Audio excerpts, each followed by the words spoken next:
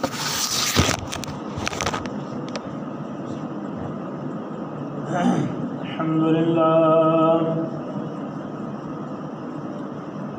لله نحمده ونستعينه ونستغفره ونؤمن به ونتوكل عليه ونعوذ بالله من شرور أنفسنا ومن سيئات أعمالنا من يهده الله فلا مضل له ومن يضلل فلا هادي له ونشهد أن لا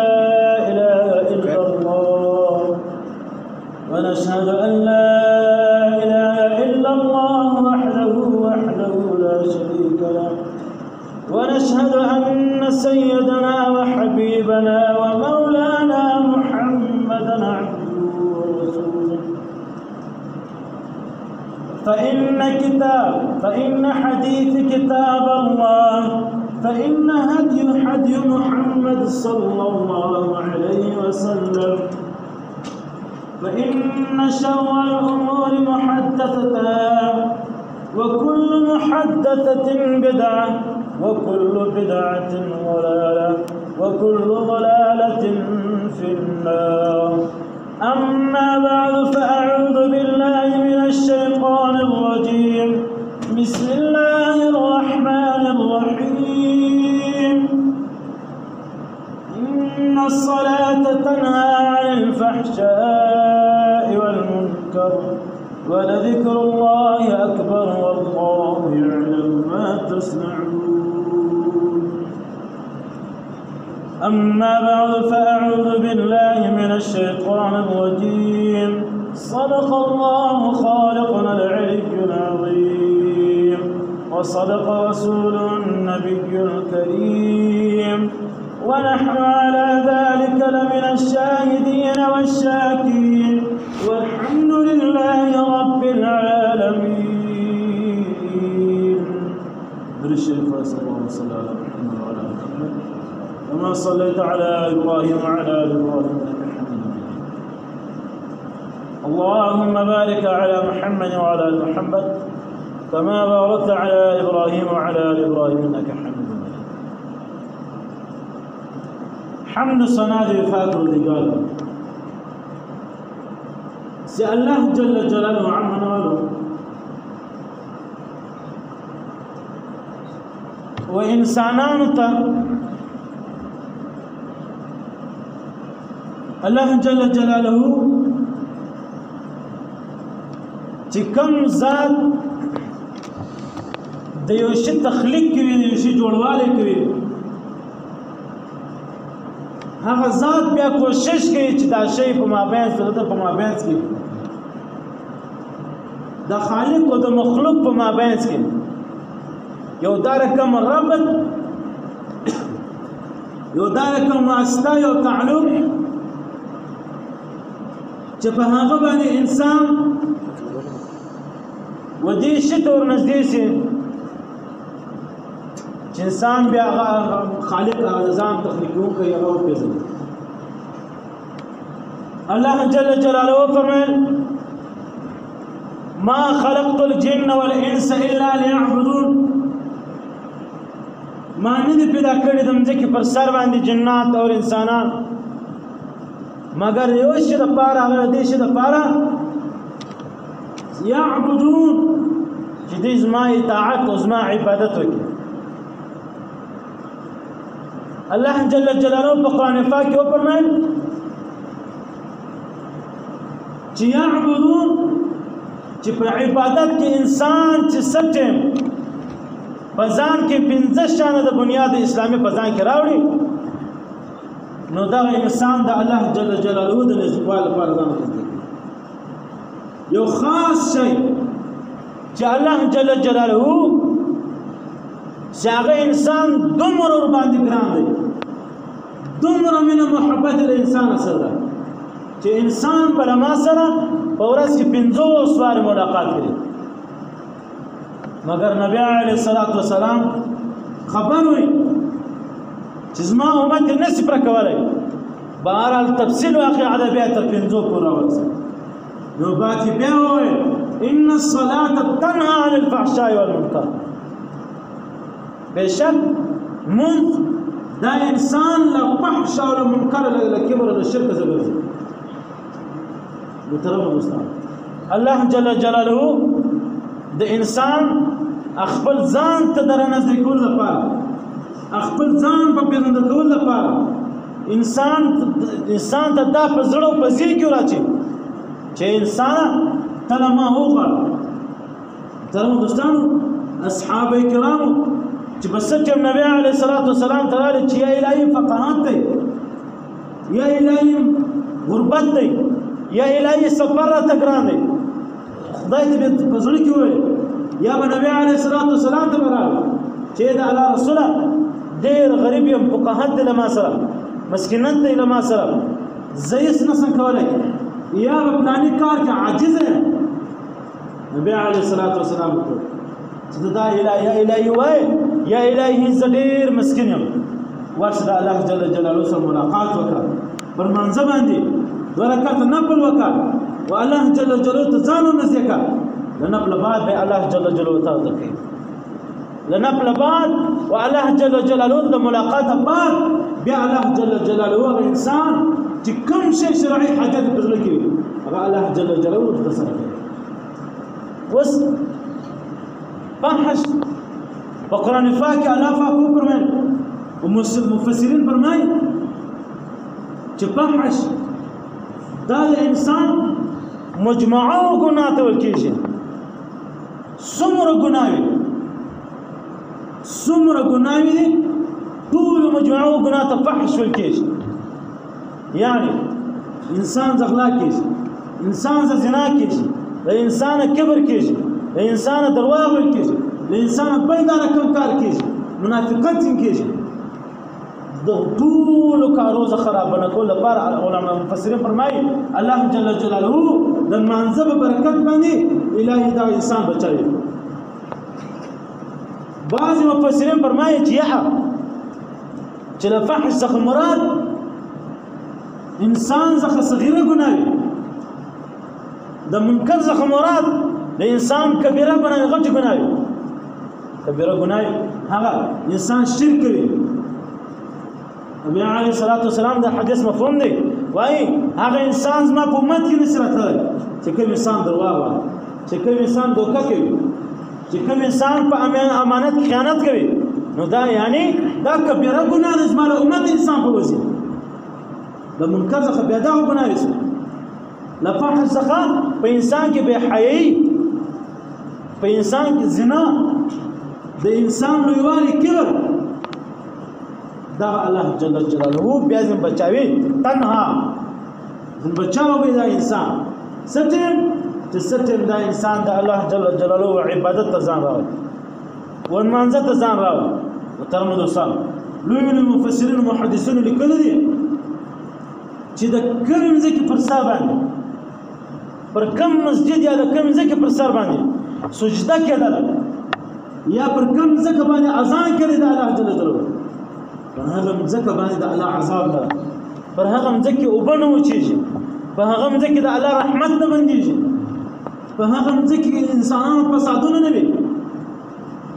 محترم دوستانو زموږ هغه عبادت هغه منځ نه دی تیر جمعه بل علم را اکار هغه له پنجاب هغه بیان د بل جمعه د صبر کې بیان وکړ نو محترم دوستانو منځ دا یو دار کم شي چې انسان کوي مګر انسان د منځ په خوند نه پیږي ډیر خلک دا انسان سوچوي په یو دکان په یو مکان په یو کوټه په یو دیره کې ناس وي بیا یې زمونږ درې کوم د مسجد ته نظم لوجه د دې سست یم لوجه د دې د امام زمي بد کېږي لوجه د دې د مسجد نه بد کېږي لوجه د دې د ما سره دومره وخت نشته علما کرام او مفسرین فرمایي وایي دغه انسان د دا وایي چې الله جل جلاله ما ناراض ما کور ته نه غواړي دا انسان د ځان سره د فیصله وکړي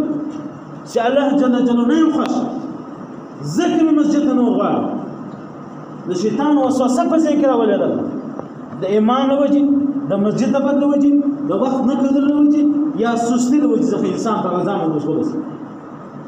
مطلب دوستانو مونږ د الله جل جلاله و انسان ته په ورځ کې 15 ور فرض کړل سهار مونږ ماسپښین مونږ مازګر مونږ ماښام مونږ ماخستن مونږ دین منځونه علاوه هم که یو انسان دا وایي چې لماس زه په اعلی بمله په اعلی درجه کې اوسېدلی د یو نه د بل غټه ښایسته درجه کې اوسېدلی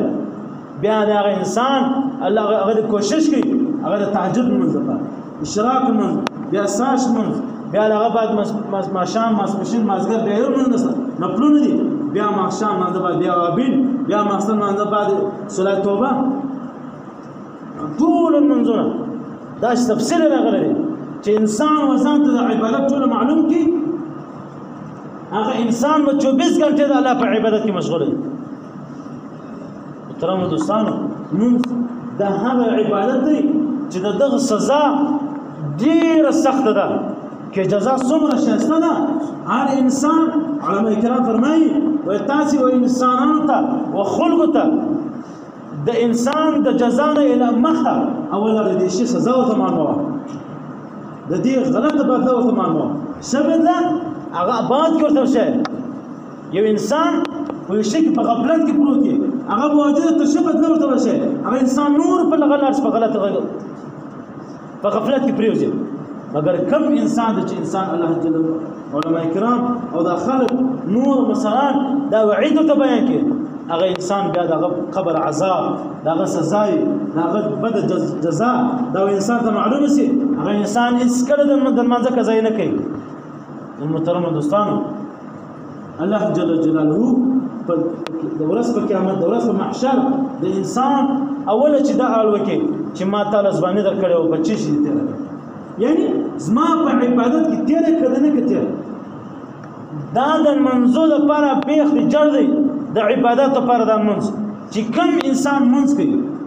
هغه انسان د زنا او بل شی نه کوي هغه انسان غیبت او بدعت او کفر شرک کذب نور دار کم شان نه ځین کیږي هغه انسان د الله جل جلاله په اطاعت کې پروت ولې الله جل جلاله ورته معلومه او محترم دوستانو ورځ په قیامت د ځواني ارزونه کې ځواني مې درکړو 25 کې تیر کړه د مانځه په غفلت کې دا ځای منځ چې هغه ځای مردار دا ځای منځ چې هغه کې منځ نه جایز دا ځای منځ چې هغه کې زنه موجوده محترم علماء خلیفہ صاحب مبارک فرمایي وای چې کوم انسان منځ وکي هغه منځ یو مشکل سی وي انسان نه ویني هغه شکل جوړ سی هغه منځ وزن ته وګوري وزن کې ناقص وي پر نه وي دا منځ تر هغه پر انسان ته په دعا وي تر ستیمه پورې چې انسان د الله جل معافي نه نن محترم دوستان مسجد پر څنګ باندې کوري د مسجد پر څنګ باندې دکان وي د مسجد پر څنګ باندې ناس وي جمع ته ځان نه رسي منځ ته ځان نه رسي اوله منځ کوي نه بیا یې وکم دار کم ځای کوي څنګه ځای د منځ نه څنګه جامه د منځ نه څنګه مکان د منځ نه څنګه بدن د منځ نه وي محترم دوستان منځ دا د الله جل جلاله له خالق عبادت څخه یو دار کوم عبادت د انسانانو لپاره چې کوم انسان دغه په دغه ځکه ځان ټینګ کړي هغه انسان بیا مخته بیا هغه بعد روزه مبارکه روزه کې ځان ټینګول شي بیا هغه زکات بیا هغه حج بیا په ټول عبادتو کې ځان ټینګول شي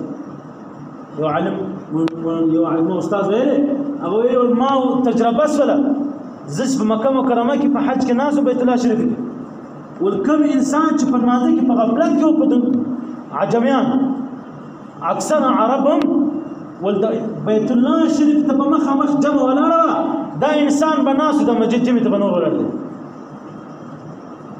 دا انسان په خپل کمره او په خپل کوټه کې بناسي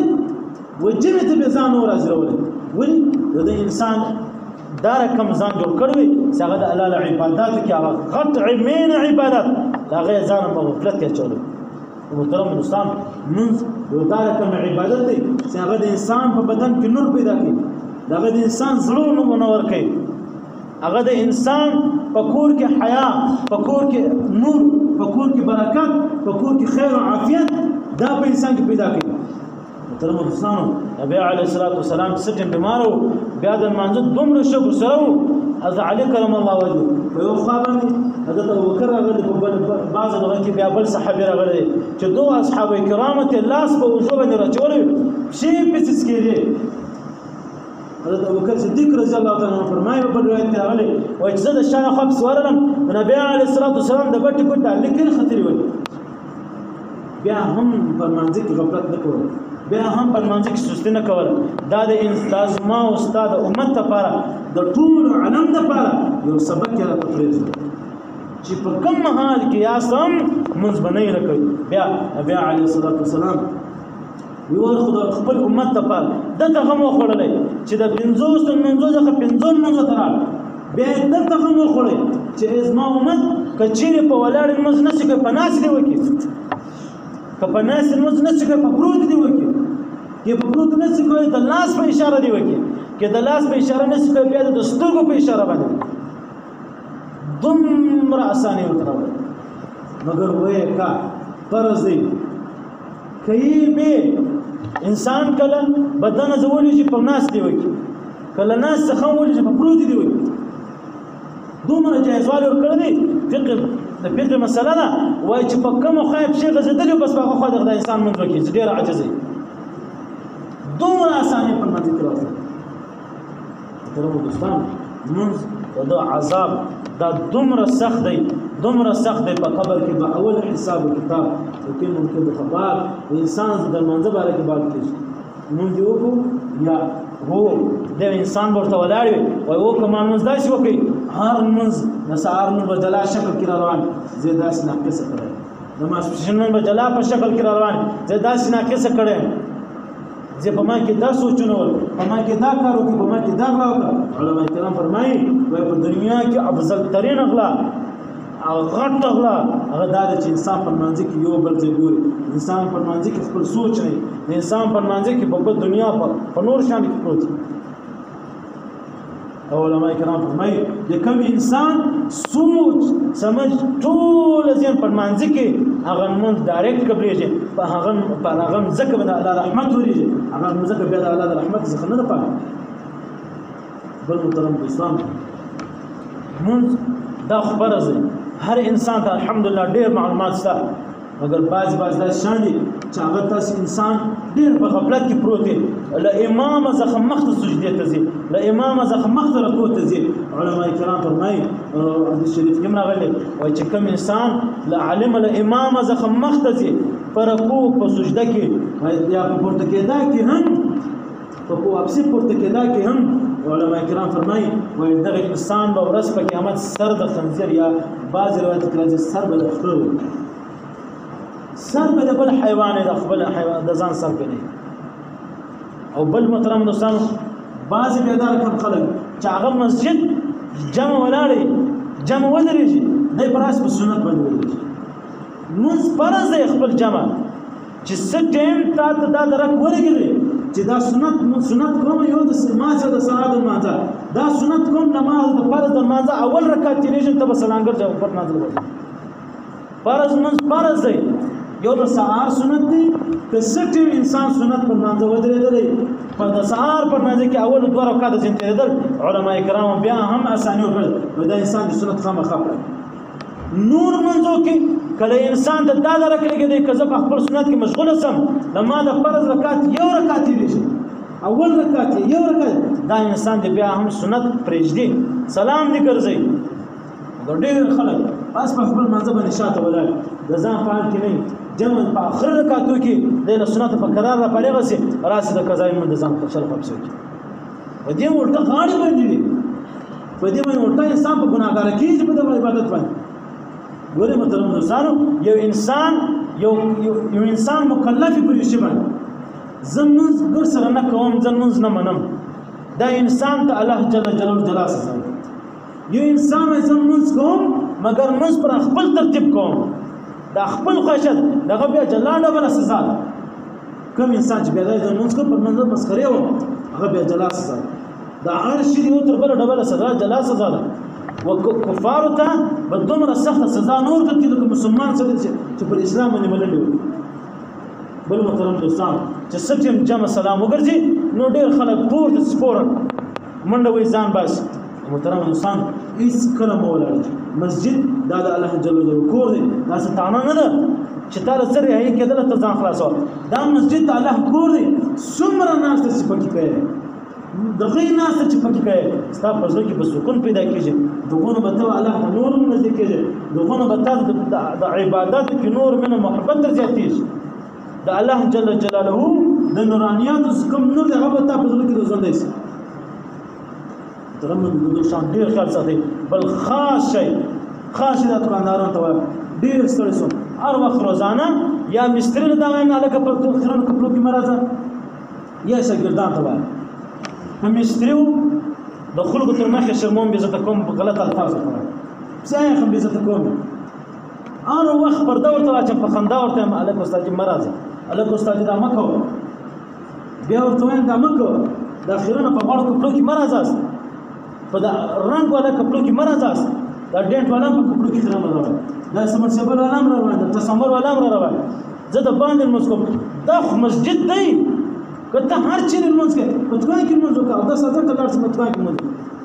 دا خو مسجد دی د خدای بنده دا لمونځ ما ته په څلورو مذهبو کې ثابت کې دا لمونځ جایز دا ته د انسان لپاره عذاب دی قهر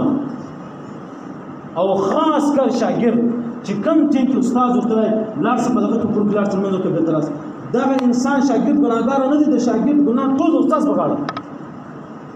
ولې د خیرنو کپړو کې راځئ هر ځای وګورئ یا ځمکه غواړئ یا قدم غواړئ چې پکې وکاږي څومره قدمونه کښلي ټول ځمکه د شانه خط تک توري بیا صفا کېږي نو خامخا به اوبه رااخلي پر غځې به اچوي به پرځي محترمو دوستانو دوی ډېر خیال ساتئ کوم انسان دوکاندار چې دوکاندار شناخته و هغه په خیرنو کپړو کې دی هغه دې ورته وایي د هغه هم غاړې بندې دي ګوره محترمو دوستانو یو عالم ټوله شپه په عبادت کې پروت و بیا ورځ په قیامت الله جل جلاله دې ورته په عذاب ګرفتاره کړل له وجه د دې نه چې تا زما عبادت وکړې نه وکړې له وجه د دې چې تا د زما د عبادت و نورو ته سبق و نور وشولې تا د خپل همسایګان ولې پر دین باندې نه راوستل دا د زما د دین په خلاف دغله تا دعوت ونه کوي دغله تا د سبق و نور وشولې دین خو ما خالد ته په نه کړی چې یوازې ځان عمل وکړو خپل هم په ځان عمل کوه چې څومره همسایګان یې که کوروالي او که دوکاندار والي ټولو ته به دعوت دې پورې تر نو څنګه دوی خیرونه کپړو بالکل منع بالکل به شاګرد استاد ونه راځاست الله جل جلاله تاسو ته خبر راوړم دې کله چې دعا وړم الحمد لله رب العالمین والصلاه والسلام على رسول الله وعلى اله وصحبه اللهم اهدنا فيمن هديت وعافنا فيمن عافيت لا يسمر على الاسلام مسلمان بطول من رحمك وطول على الاسلام مسلمان قبرون من وطول الحال يا الى السمر على الاسلام مسلمان بنفس الجواد بطول قبرون من بطول قبرون بنفس الوجود على شر يا الى السمر على الاسلام مسلمان طول شفاعه من الله سبحانه وتعالى دول هدايه الصراط المستقيم التنسيقين يا الى السمر على الاسلام مسلمان لفاق بالرجال السمر ومن النبي عليه الاسلام طول هدايه الصراط المستقيم التنسيقين اللهم اهدنا الصراط المستقيم صراط الذين انعمت عليهم غير المغضوب عليهم ولا الضالين امين اللهم صل على سيدنا مولانا محمد عبدك ورسولك وصل على المؤمنين والمسلمين والمسلمات وبارك على سيدنا مولانا محمد وازواجه وذريته صلى الله تعالى على خير خلق محمد وعلى اله وصحبه اجمعين امين برحمته